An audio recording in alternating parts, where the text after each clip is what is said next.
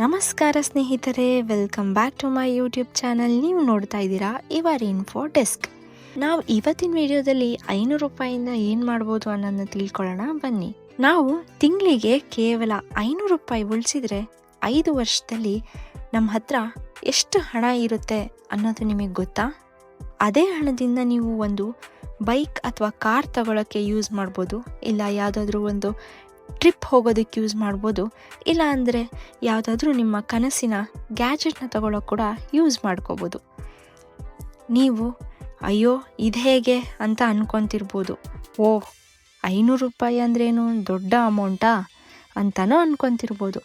ಆದರೆ ನಿಜ ಏನು ಅಂದರೆ, ನಾವು ಒಂದಿನದಲ್ಲಿ ಅಥವಾ ಒಂದೇ ವಾರದಲ್ಲಿ 500 ರೂಪಾಯಿನ ಈಸಿಯಾಗಿ ಖರ್ಚು ಮಾಡ್ತೀವಿ. ಕಾಫಿ, ಸ್ನ್ಯಾಕ್ಸ್, ಇಲ್ಲ ಯಾವುದಾದ್ರೂ ಒಂದು ಮೂವಿ ಅಥವಾ ಆನ್ಲೈನ್ ಶಾಪಿಂಗ್ ಎಲ್ಲ ಸೇರಿದರೆ 500 ರೂಪಾಯಿ ಹೇಗೆ ಹೋಗುತ್ತೆ ಅಂತಲೇ ನಮಗೆ ಗೊತ್ತಾಗಲ್ಲ. ಆದರೆ ಅದನ್ನು ನಾವು ಸೈಡಿಗೆ ಎತ್ತಿಟ್ಕೊಂಡ್ರೆ ಯಾವ ರೀತಿ ಯೂಸ್ ಆಗುತ್ತೆ ಅನ್ನೋದು ನಿಮಗೆ ಗೊತ್ತಾ? ಗೊತ್ತಿಲ್ಲ ಅಂದರೆ ಈ ವಿಡಿಯೋನ ಕೊನೆವರೆಗೂ ನೋಡಿ. ಹಾಗಾದರೆ 5 ವರ್ಷದಲ್ಲಿ 500 ರೂಪಾಯಿ ಉಳಿಸಿದರೆ ಎಷ್ಟಾಗುತ್ತೆ? ಆ ಜರ್ನಿಗೆ ಹೋಗೋಣ ಬನ್ನಿ. ನೀವು ಇಮ್ಯಾಜಿನ್ ಮಾಡ್ಕೊಳ್ಳಿ, ಪ್ರತಿ ತಿಂಗಳು 500 ರೂಪಾಯಿ ಉಳಿಸಿದರೆ 12 ತಿಂಗಳು ಅಂದರೆ 1 ವರ್ಷದಲ್ಲಿ 6000 ರೂಪಾಯಿ ಆಗುತ್ತೆ. ಅದನ್ನೇ 5 ವರ್ಷ ಕನ್ಸಿಸ್ಟೆಂಟ್ಲಿ ಮಾಡಿದರೆ ಹೌದು, ಅದು 30,000 ಆಗುತ್ತೆ. ಆದರೆ ಇದು ಕೇವಲ ಸರಳ ಉಳಿತಾಯ ಮಾತ್ರ. ಅದನ್ನೇ ನೀವು ಬ್ಯಾಂಕ್ RD ಅಥವಾ FD ಅಥವಾ ಒಂದು ಈಸಿ ಮ್ಯೂಚುವಲ್ ಫಂಡ್ಸ್ನಲ್ಲಿ ಹಾಕಿದರೆ ಅದರ ಇಂಟ್ರೆಸ್ಟ್ ಅಂದರೆ ಬಡ್ಡಿ ಎಲ್ಲ ಸೇರಿ 40,000ರಿಂದ 50,000ಕ್ಕೂ ಹೆಚ್ಚು ಅಮೌಂಟ್ ನಿಮ್ಮ ಹತ್ರ ಇರುತ್ತೆ. ಸೊ ನಿಮ್ಗೊಂದು ಕ್ವೆಶನ್, ನಿಮ್ಮ ಕೈಯಲ್ಲಿ ಎಕ್ಸ್ಟ್ರಾ 50,000 ಇದ್ದರೆ ನೀವು ಏನು ಮಾಡ್ತೀರಾ ಅಂತ ಕಮೆಂಟ್ ಮಾಡಿ. ನನಗೂ ಓದೋಕ್ಕೆ ತುಂಬ ಕ್ಯೂರಿಯಾಸಿಟಿ ಇದೆ. ಈಗ ಒಂದು ಸ್ಮಾಲ್ ರಿಯಾಲಿಟಿ ಹೇಳ್ತೀನಿ. ನಾವು ತಿಂಗಳಿಗೆ 500 ರೂಪಾಯಿ ಉಳಿಸೋದು ಪಾಸಿಬಲ್ಲ ಅಂತ ನೀವು ಯೋಚನೆ ಮಾಡ್ತಾ ಇರ್ಬೋದು.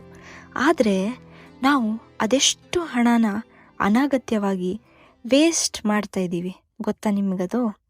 ಒಂದು ಸ್ಮಾಲ್ ಎಕ್ಸಾಂಪಲ್ ಕೊಡ್ತೀನಿ, ನೀವು ಇದನ್ನು ಯಾವುದಕ್ಕೆ ಬೇಕಾದರೂ ಅಪ್ಲೈ ಮಾಡ್ಕೋಬೋದು.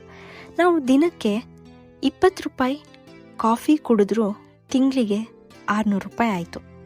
ಒಂದು ವಾರಕ್ಕೆ ಒಂದು ಪಿಜ್ಜಾ ತಿಂದರೂ ತಿಂಗಳಿಗೆ 1,000 ರೂಪಾಯಿ ಆಯಿತು. ಆದರೆ ಇದೇ ಹಣನ ನಾವು ತೆಗೆದಿಟ್ಕೊಂಡ್ರೆ 5 ವರ್ಷದಲ್ಲಿ ನಿಮ್ಮ ಕನಸುಗಳನ್ನ ಪೂರೈಸ್ಕೋಬೋದು ಅಥವಾ ಈಡೇರಿಸ್ಕೊಳ್ಬೋದು.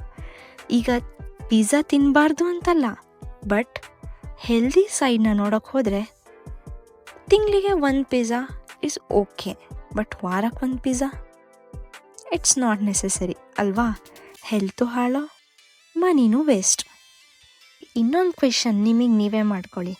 5 ವರ್ಷದಲ್ಲಿ 50,000 ನಿಮ್ಮ ಕೈಯಲ್ಲಿರುತ್ತೆ. ಆದರೆ ಅದನ್ನು ನೀವು ಯಾವುದಕ್ಕೋಸ್ಕರ ಉಪಯೋಗಿಸ್ಕೋತೀರಾ ಅನ್ನೋದು ಮೇನ್ ಪಾಯಿಂಟ್. ಈಗ ನೀವು ಯೋಚಿಸ್ತಿರ್ತೀರ, ಅಯ್ಯೋ ನಾನು ಯಾಕೆ ಇನ್ನೂ ಯಾವುದ್ರಲ್ಲೂ ಹೂಡಿಕೆ ಮಾಡಿಲ್ಲ ಅಥವಾ ಇನ್ವೆಸ್ಟ್ ಮಾಡಿಲ್ಲ, ಲೇಟ್ ಮಾಡಿಬಿಟ್ನಾ ಅಂತ.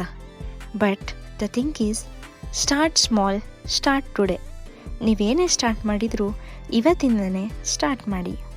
500 ರೂಪಾಯಿ ಅಂದರೆ ದೊಡ್ಡ ಅಮೌಂಟೇನಲ್ಲ, ಅದು ತಿಂಗಳಿಗೆ ಅಂತ ಕನ್ಸಿಡರ್ ಮಾಡಿದರೆ ದೊಡ್ಡ ಅಮೌಂಟೇನಲ್ಲ. ಆದರೆ ಅದು ಡಿಸಿಪ್ಲಿನ್, ಕನ್ಸಿಸ್ಟೆನ್ಸಿ ಹಾಗೂ ಸೆಲ್ಫ್ ಕಂಟ್ರೋಲ್ ಕಲಿಸುತ್ತದೆ.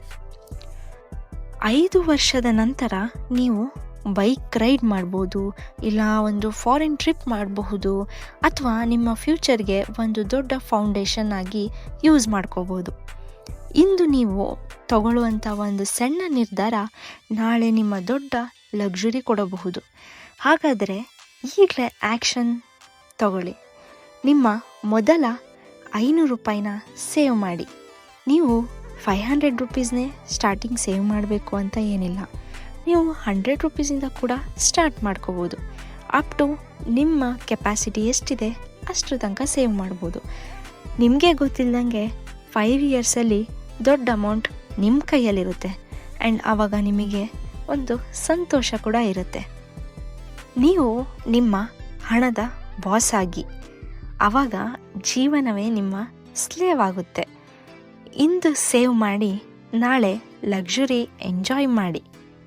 ಇದು ನಿಮ್ಮ ಫ್ಯೂಚರ್ಗೆ ನಾನು ಕೊಡ್ತಿರೋ ಒಂದು ಸಣ್ಣ ರಿಮೈಂಡರ್. ನೆಕ್ಸ್ಟ್ ವಿಡಿಯೋದಲ್ಲಿ ಮತ್ತಷ್ಟು ಇಂಟ್ರೆಸ್ಟಿಂಗ್ ಫೈನಾನ್ಸ್ ಸೀಕ್ರೆಟ್ನ ಶೇರ್ ಮಾಡ್ತೀನಿ. ಹಾಗಾಗಿ ಚಾನಲ್ನ ಸಬ್ಸ್ಕ್ರೈಬ್ ಮಾಡಿಕೊಡಿ. ನೆಕ್ಸ್ಟ್ ವಿಡಿಯೋದಲ್ಲಿ ನಿಮಗೆ SIP ಅಥವಾ ಮ್ಯೂಚುವಲ್ ಫಂಡ್ಸ್ ಬಗ್ಗೆ ಮಾಹಿತಿ ಬೇಕು ಅಂದರೆ ಕಮೆಂಟಲ್ಲಿ ತಿಳಿಸಿ, ಅಥವಾ ಯಾವುದೇ ಮಾಹಿತಿ ಬೇಕಿದ್ರೂ ನೀವು ಕಮೆಂಟಲ್ಲಿ ತಿಳಿಸಬಹುದು. ನಾನು ಆ ಮಾಹಿತಿನ ನೆಕ್ಸ್ಟ್ ವಿಡಿಯೋದಲ್ಲಿ ಕೊಡುವ ಪ್ರಯತ್ನ ಮಾಡ್ತೀನಿ ಅಂತ ಹೇಳ್ತಾ, ನಿಮಗೆ ವಿಡಿಯೋ ಇಷ್ಟ ಆಗಿದರೆ ಲೈಕ್ ಮಾಡಿ, ಶೇರ್ ಮಾಡಿ, ಸಬ್ಸ್ಕ್ರೈಬ್ ಮಾಡಿ. ಧನ್ಯವಾದಗಳು.